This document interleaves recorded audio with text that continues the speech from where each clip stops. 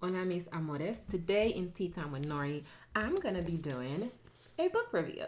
One thing that you may or may not know about me is that I am an avid reader.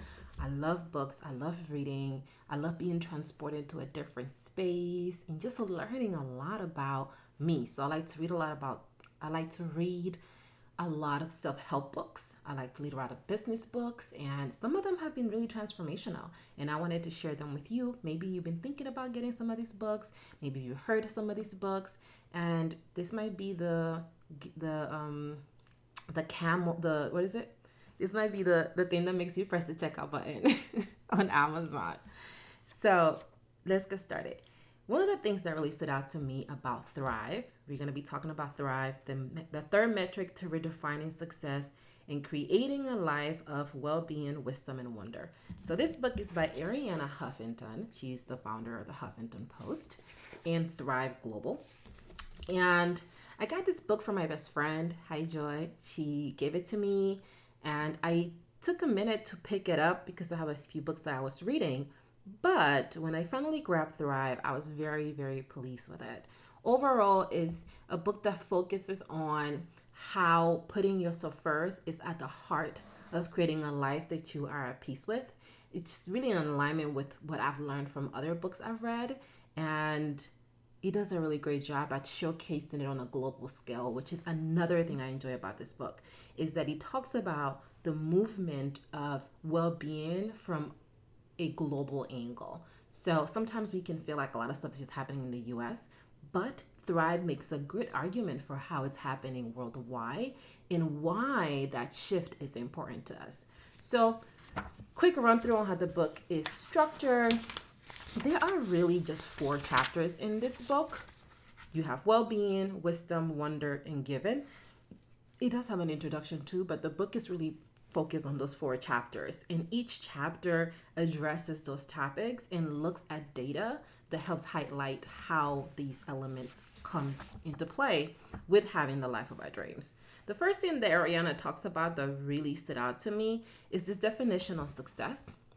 Um, she talks about how a lot of people define success as acquisition of toys, material things, and experiences, but that's not always the case. And she talks about how that transition from decades before, particularly after, as we think about the American dream, it is this acquisition of like material things. Like when you think about you made it, it's about having the house, having the car, having the clothes, or whatever it is that it's important to us in a material form.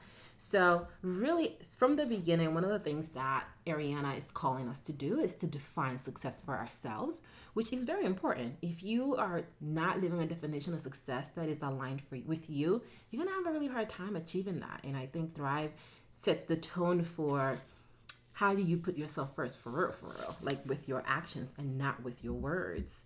So, really enjoy that. And that's like in the introduction.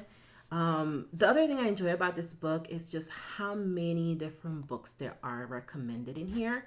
Quick tip for you, if you are not a reader and you want to know how readers get book recommendations, we read books like these and we find all the different books that are recommended in this book. And Thrive, I think this is the book that I've read that has had the most book recommendations ever. Like, I think there are at least 40 to 50 different books in here that are being recommended. So I'm going to see how many of those do I actually get through. So that's another thing that I loved about this book. The third thing I loved about this book is a breakdown on practical applications. Sometimes you read books on self-help and there isn't a lot of practical application to these things.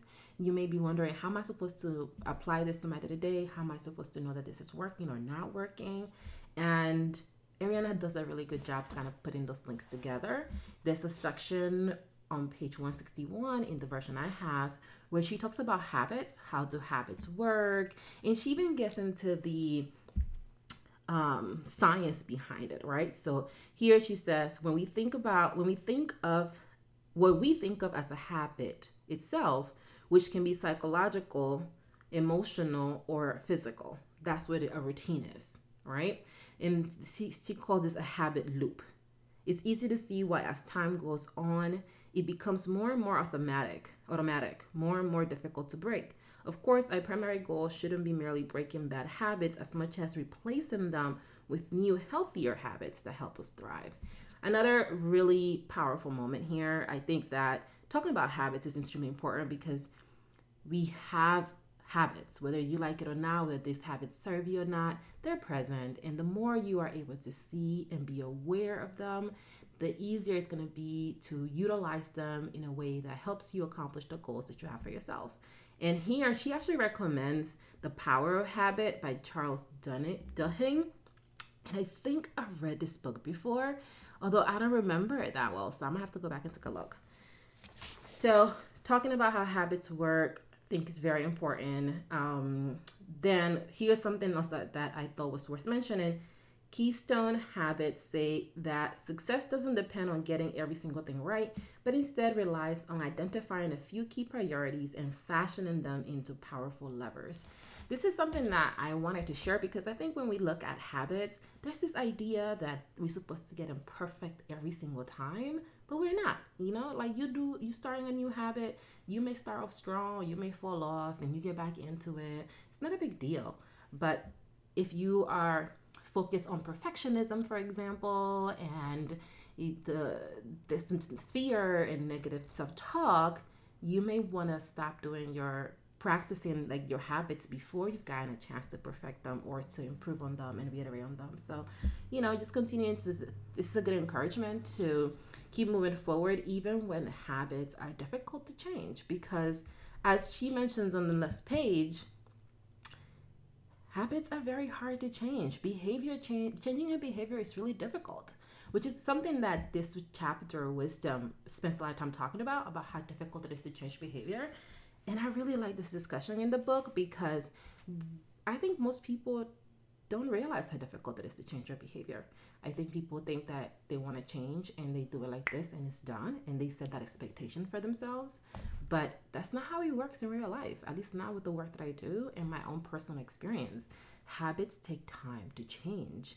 It takes intentional work and it takes energy because it's going against the norm. So you have to be prepared for that. All right, the last thing I will share about this book that I really enjoy was the discussion on focusing on responding versus reacting. A lot of us have a tendency to react instead of responding.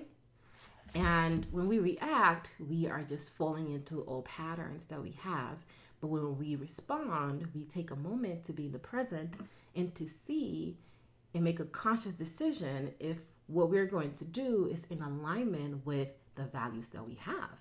So I appreciated this discussion here, especially because she quotes one of my favorites, Marcus Aurelius, and it works. I think it's important to remember that it is about responding instead of reacting. We have a tendency to react, and when we are able to take a step back and just respond, we can focus on the things we can control, and that opens the gateway to living the life of our dreams, which I think Thrive does a really great job at unpacking. So overall, I really enjoyed this book. I enjoy all the book recommendations that I found in this book. I enjoy the different types of discussions that she has in this book. I also enjoy chapter 4, where she talks about giving, and she makes this connection to abundance. And she says, giving sends the universe a message that says we have all that we need. So whenever you give to people or you give your time to organizations or anyone without asking for something in return, it really taps into your abundance. And I appreciated this because we often think from a space of scarcity. We think that if someone has something, that means that we don't have it. That means that we're not worthy of it. But being able to see that giving is about abundance, and when you are given, you feel the most abundant, I thought was a really great way of closing out this book. So overall, really great thoughts on Thrive. If you're looking for a book that has a section on resources and tools, literally Arianna has like, how many? 2064. She has about 10 pages worth of tools and strategies around like apps to help you decrease your distraction.